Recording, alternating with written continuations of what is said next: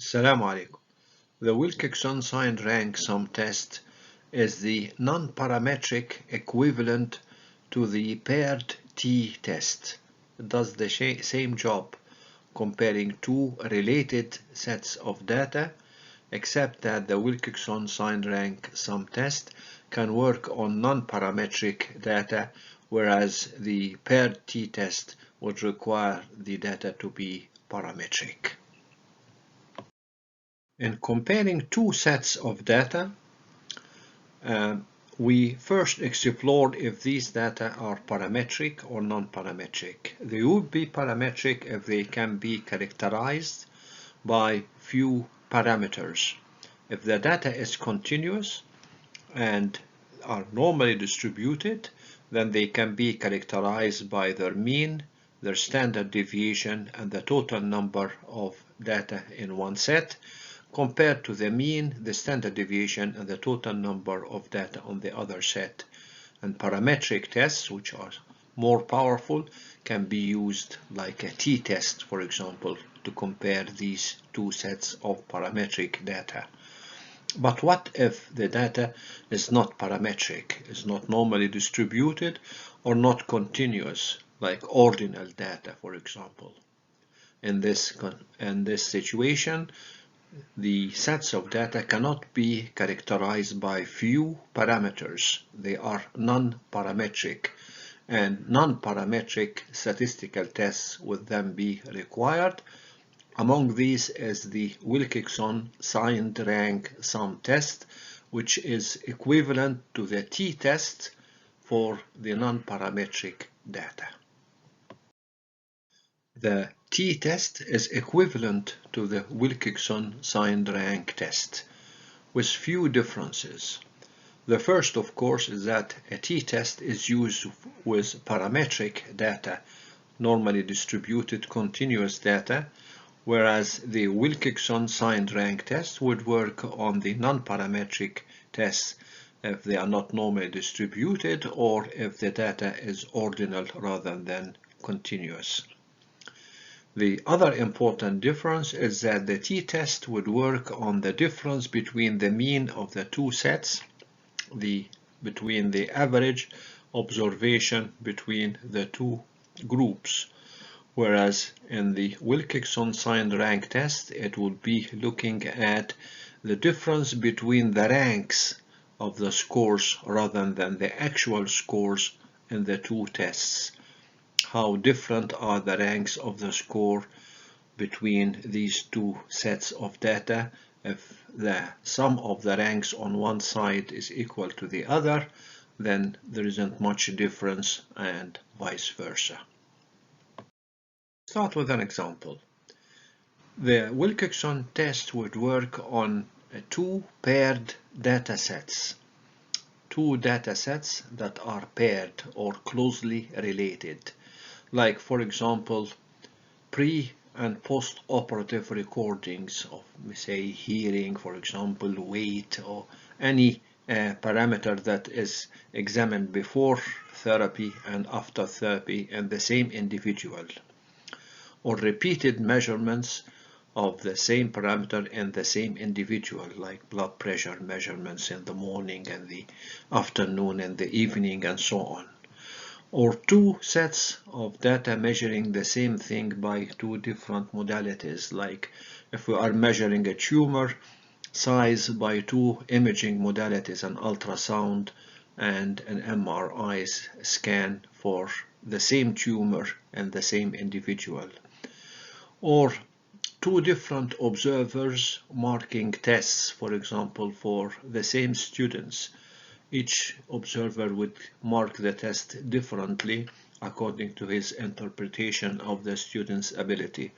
So these sets of data are closely related. They are paired. These are the scores for the same individual by two different examiners.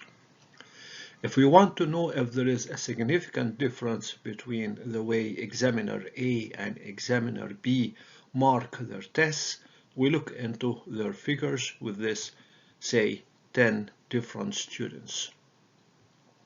Indeed, there is a difference in the way they mark things. Sometimes examiner A would give a better mark than examiner B, and vice versa. In other situations, examiner B give marks more, and so on. It goes through the 10 different students.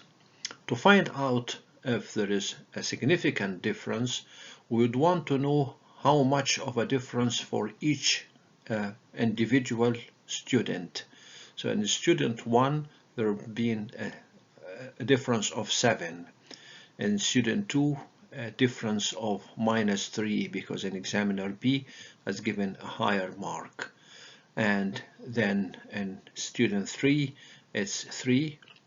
And in student 4, it is -5, because again examiner B had given a higher mark than examiner A. And we just go on through the 10 different students.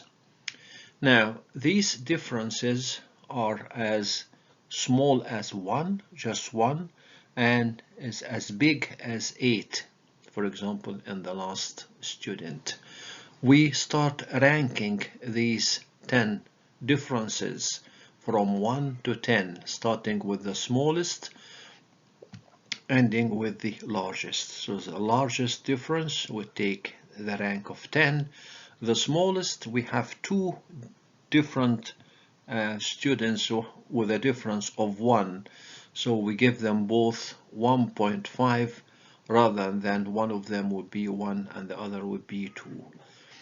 And we just go on from below upwards or from up downwards, but we rank these differences.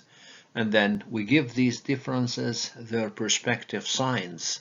So if it is examiner A who has given the higher mark, it is positive. If it's examiner B who has given the higher mark, it's negative. Then we have 10 different scores here. We count all the positive scores separately, and then count all the negative scores separately, and try to find out the test statistic that is going to show if there is a significant difference or not. But remember that for this test to work well, the number of the pairs should be at least 16. We've given here an example of 10 just for simplicity. The other important thing is that there shouldn't be too many ties. Ties are differences that are equal. We have seen, for example, that there were 2 students with a difference of 1, and there were also 2 students with a difference of 3, and 2 students with a difference of 5. Too many equal differences, like 2 students with mark 1 and 2 with mark 3 and 2 with mark 5, would decrease the validity of the Wilcoxon test. So now back to the example. We have done all the necessary calculations. We found the differences between the 2 examiners, and we have ranked these differences from 10 to 1, and we have given the ranks their respective signs, either negative if examiner B is given the higher mark, or positive if examiner A has given the higher mark. Now we've added up all the positive ranks separately and all the negative ranks separately, and as we can see here, the sum of the negative ranks is 31 and the sum of the positive ranks is 24. Now how can we find out the test statistic W? Simply, it is the smaller of the 2 rank sums. We just take the smaller, the 24, and that is the test statistic. The W here is the smaller of the 2 ranks. The next thing after finding out the W value for the Wilcoxon test, 24 in our example, is to see if this value entails a significant difference between the 2 examiners or not. And to do this, we use special tables for the Wilcoxon test that would reflect the critical level of significance. based on two things: the number of the pairs of the tested and the alpha level, the level of significance that we have chosen. So if we choose, for example, the usual level of p-value equal to or less than 5%, and we know that we had 10 pairs, then we go through the 5% p-value here down to the pairs number 10 here, and the critical value here is 8. For the W value to be significant, it should be equal to or less than 8. This is the critical value. Obviously, this is not the case, so there is no significant difference between the two examiners. We have established that this is not the case. It's much higher than the critical level, and it should be either equal or less than that level to reflect significance. We take another example. Say we want to see if size of a certain tumor, like a parotid tumor, measured before the operation by an imaging modality like an MRI scan, how close it is to the actual size of the tumor from the pathology after resecting it. So we end up with two sets of related data: the measurements before the surgery with the imaging modality and the measurement after the surgery with the pathology. And we want to see whether the differences are significant or if they are comparable. So the Wilcoxon test will be done on 182 patients. In each single patient, there are two readings, one before and one after. We find the difference and we sign it. It would be positive if the tumor pathology is more than the imaging, and it would be negative if the imaging is more than the pathology. Then we get all the differences of the 182 patients and start ranking them from bottom downwards. So there will be the smallest difference will be number 1, and the largest difference will be number 182. And then we'll have two sets, positive and negative differences. We add all the positive ranks together and all the negative ranks together, and this is the sum of all the negative ranks. It was 1224.5, and this is the sum of all the positive ranks, much more, at 12,803. And simply we'll take the smaller of these two sums. This is the 1224.5. So the test statistic, the W, is this 1224.5.